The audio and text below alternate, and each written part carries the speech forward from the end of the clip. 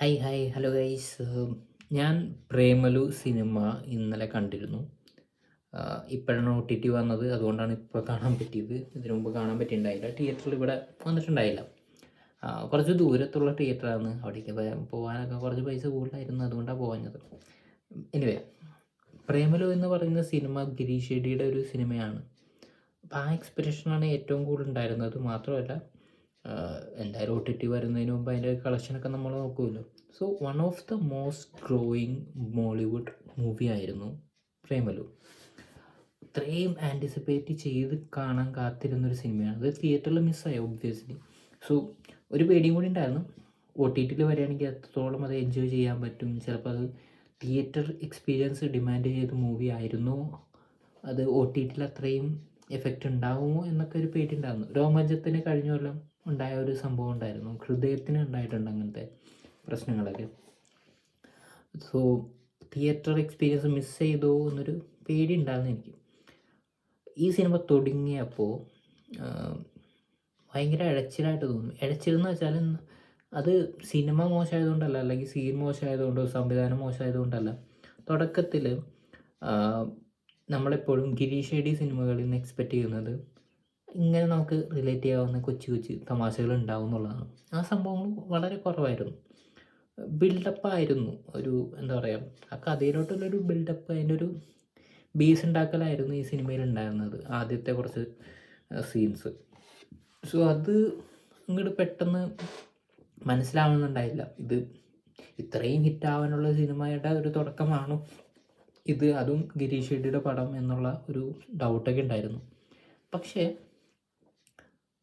പോകെ പോകെ ഇതിലേറ്റവും കൂടുതൽ അട്രാക്റ്റീവായിട്ട് നിന്നത് നസ്ലിൻ എന്ന് പറയുന്ന ആൾ, നമ്മുടെ എന്താ പറയുക, സച്ചിൻ എന്ന കഥാപാത്രം ആണല്ലോ പുള്ളി ചെയ്ത് വെക്കുന്നത്. ആ സച്ചിൻ എന്ന കഥാപാത്രം,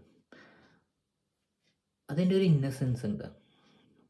റീനു എന്ന് പറയുന്ന കഥാപാത്രത്തിൻ്റെ ഒരു എന്താ പറയുക, നമ്മൾ കുറച്ച് അതിൻ്റെ ഒരു ഇന്നസെൻസ് ഉണ്ട്. അത് നമ്മൾ വിചാരിക്കും എന്താ പറയുക, ആ ഒരു ക്യാരക്ടർ കുറച്ചും കൂടി ബോൾഡാണ് ഇതാണ് എന്നൊക്കെ വിചാരിക്കുമെങ്കിലും അത്ര ജെന്യുവനായിട്ട് ആ കുട്ടി നിൽക്കുന്ന സീൻസ് ഉണ്ട്.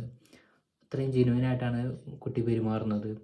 അത്രയും ജെന്യുവൻ ആൻഡ് ഇന്നസെൻ്റ് ആയിട്ടാണ് നമ്മുടെ സച്ചിൻ നിൽക്കുന്നത്. പെക്യുലർ ക്യാരക്ടറായിട്ട് ആദി എന്ന് പറഞ്ഞ ക്യാരക്ടർ വരുന്നുണ്ട്. അമൽ ഡേവിസ് ഒരു കുറച്ചും കൂടി ഒരു സ്മാർട്ടായിട്ടുള്ള ഒരു ക്യാരക്ടറാണ് അതിൽ. ഇതിൻ്റെ റീനുവിൻ്റെ കൂട്ടുകാരിയുണ്ട്, പുള്ളിക്കാരുടെ പേര് ഞാൻ മറന്നുപോയി, ക്യാരക്ടറിൻ്റെ പേര് മറന്നുപോയി.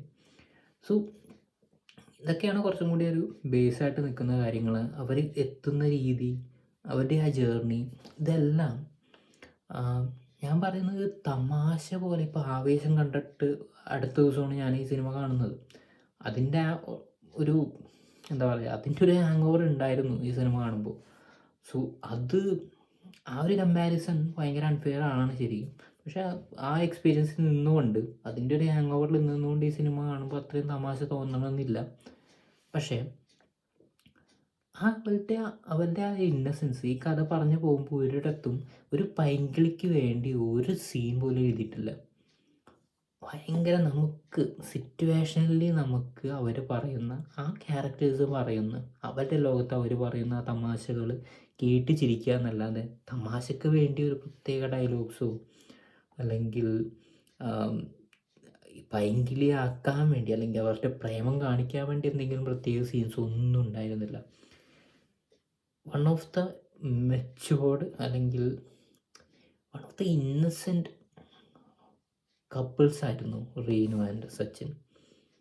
അത് അത്രയും ജെന്യുവനായിട്ട്, അത്രയും റിയലിസ്റ്റിക് ആയിട്ട് നമ്മുടെ ലോകത്ത് രണ്ടുപേരെ എങ്ങനെ പ്രേമിക്കുന്നു, ഒരു തട്ടിൽ നിന്നുകൊണ്ട് രണ്ടുപേരെ എങ്ങനെ പ്രേമിക്കുന്നു, അവരുടെ ലോകത്തെ പ്രശ്നങ്ങൾ, അവരെ രണ്ടുപേരുടെയും ലോകത്തെ പ്രശ്നങ്ങൾ, അതിലൊക്കെ നിന്നുകൊണ്ട് അവരെങ്ങനെ അത് ഡീല് ചെയ്യുന്നു എന്നുള്ളതൊക്കെ വളരെ രസമായിട്ട് കാണിച്ചു തന്നിട്ടുണ്ട്.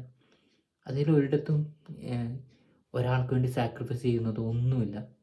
അവസാനം ഈ സിനിമയുടെ അവസാനത്തെ ക്ലൈമാക്സ് കണ്ടാൽ തന്നെ അറിയാം, ഒരു സാക്രിഫൈസ് അവിടെ നടക്കുന്നില്ല. അവരവരുടെ ലോകത്തിലോട്ട് പോവുകയാണ്, അവരവരുടെ ജീവിതം കൊണ്ട് മുമ്പിലോട്ട് പോവുകയാണ്. അല്ലാതെ ഒരിടത്ത് പോലും ഞാൻ പ്രേമിക്കുന്ന ഞാൻ പ്രേമിക്കുന്നു അതുകൊണ്ട് നീ പോവരുത്, അല്ലെങ്കിൽ നീ അങ്ങനെ ചെയ്യരുത് എന്നൊരിക്കലും അവിടെ ആണോ പെണ്ണോ സച്ചിനോ റീനോ ഒന്നും പറയുന്നില്ല.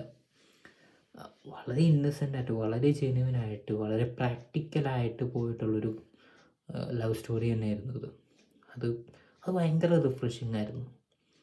ആൻഡ് പുതിയ സ്ഥലത്തിൻ്റെ പ്രത്യേകത, ആ ഒരു നമ്മുടെ കഥ ഹൈദരാബാദിൽ കൊണ്ടുപോയി ഇങ്ങനെ പറിച്ചു നടുമ്പോഴും ഉണ്ടാകുന്ന മാറ്റങ്ങളും